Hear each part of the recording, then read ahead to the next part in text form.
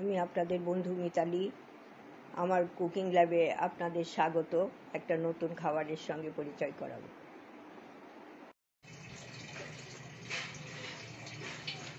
নমস্কার, আমি মিতালি। আমার কুকিং ল্যাবে আপনাদের স্বাগত। আজকে আমি একটা অন্য রেসিপি নিয়ে এসেছি। চিংড়ি মাছের একটা রেসিপি করব। চিংড়ি মাছ ভাপা বলুন আর পাতুরি বলুন, সেটাই। সেই জন্য এখানে সর্ষে বাটা আছে,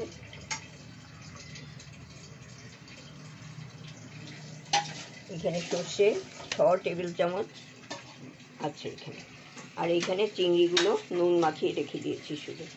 এরপরে আমি এইখানে মশলাগুলো দেখিয়ে দেব। এই সর্ষের মধ্যে আমি একটু কালো জিরে দিয়েছি 1/2 চামচ, হলুদ গুঁড়ো 1 চামচ, আর লঙ্কা গুঁড়ো 1 চামচ দিয়েছি। দিয়ে এটা আর একটু নুন দিয়ে দিচ্ছি। এই নুন দিয়ে দিলাম।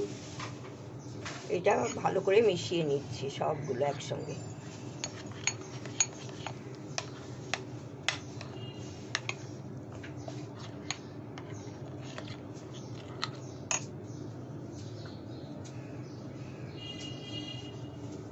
তারপরে আমি এতে 2 চামচ সর্ষের তেল দিয়ে দিলাম, আরও দেবো পরে। আমি এখন 2 চামচ দিয়ে একটু মেখে নিচ্ছি। এগুলো ভালো করে মিশিয়ে নিচ্ছি।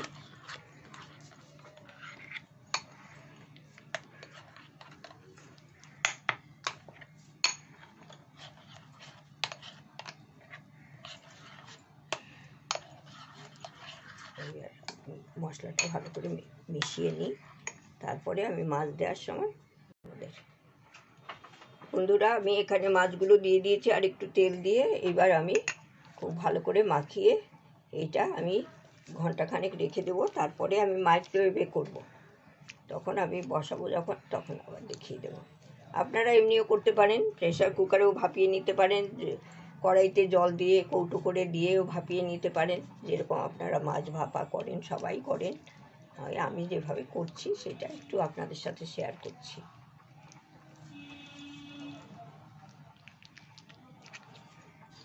এইভাবে মেখে আমি সব ঢাকা দিয়ে ওটা ঘন্টাখানেক তো রাখবই, তারপরে করব।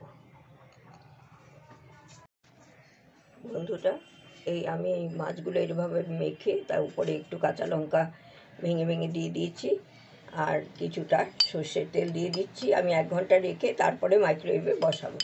মাইক্রোওয়েভে বসাবার সময় আপনাদের সাথে আবার শেয়ার করে নেব। এই সর্ষের তেলও একটু দিয়ে দিলাম। বন্ধুরা আমি মাইক্রোওয়েভে বসিয়ে দেব চিংড়ি মাছটা। আমার তো সব রেডি আছে, এই যে সব রেডি আছে। এইবার আমি এই মাইক্রোওয়েভে ঢুকিয়ে দিচ্ছি। মাইক্রোওয়েভে ঢুকিয়ে দিলাম, 5 মিনিট রাখবো।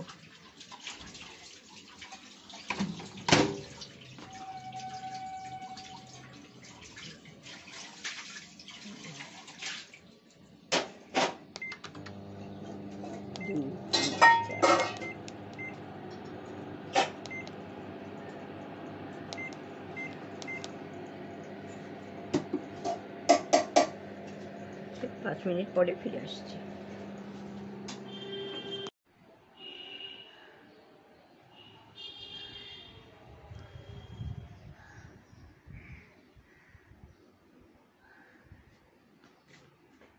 বন্ধুরা আমার চিংড়ি মাছের এই পাতুরি হয়ে গেছে। চিংড়ি মাছ ভাপা বলুন, পাতুরি বলুন, আপনাদের সামনে সার্ভ করে দিচ্ছি। এটা গরম ভাতে খুবই ভালো লাগে। জানেনই, আপনারা তো সবসময় করছেন। আমি যেভাবে করি সেটাই বললাম। এটা মাইক্রোওয়েভে করেছি, এমনিও করা যায়। দেখবেন, পুরো ভিডিওটা দেখে আমাকে জানাবেন কেমন লাগলো। ধন্যবাদ।